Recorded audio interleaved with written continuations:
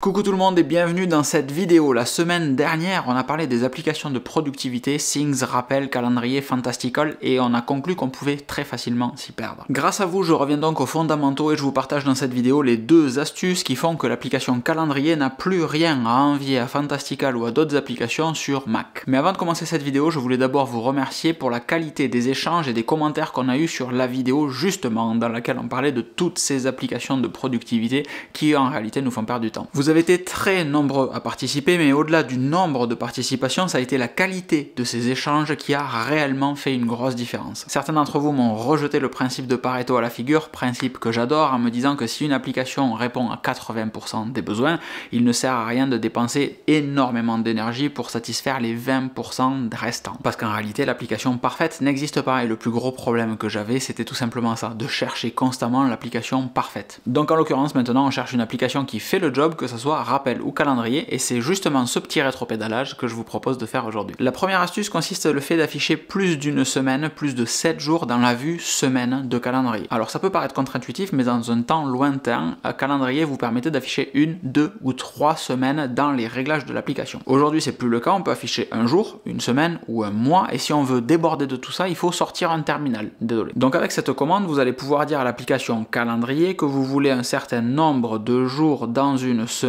Dans ce réglage-là, moi je configure 10 jours, ce qui me permet d'avoir une semaine entière, plus lundi, mardi, mercredi de la semaine suivante, pour les fois où je veux planifier la semaine suivante, ne pas avoir à faire des slides de droite à gauche pour planifier quelque chose. Mais grâce à Fantastical, j'ai découvert l'astuce suprême qui me permet limite d'éviter ce contournement d'afficher 10 jours dans une semaine. Il existe dans l'application calendrier un réglage tout simple qui permet de dire que l'affichage de la semaine commence aujourd'hui. Et de ce fait, si vous êtes mardi, comme aujourd'hui, eh bien votre affichage commencera mardi avec 7 jours jusqu'au mardi suivant. Et la semaine va glisser petit à petit comme ça. Et là, il n'y a pas de bricolage à faire. Il vous suffit d'aller dans les préférences de l'application calendrier, commande virgule comme d'habitude, et dans ces préférences, défiler dans la présentation par semaine, semaine s'arrête aujourd'hui. Alors on peut revenir sur la syntaxe de semaine s'arrête aujourd'hui alors que c'est semaine démarre aujourd'hui, mais en dehors de ça, ça fait le job. Et vous constaterez aussi que le champ nombre de jours par semaine est grisé si on a modifié la valeur à la main grâce au terminal de l'astuce numéro 1. Vous pouvez évidemment toujours revenir à votre réglage par défaut, mais ça effacera ce que vous avez fait au terminal. Et c'était les astuces du mardi, donc vidéo très rapide comme à chaque fois. Si vous avez des astuces également, n'hésitez pas à les partager dans les commentaires de cette vidéo. J'ai par exemple appris la semaine dernière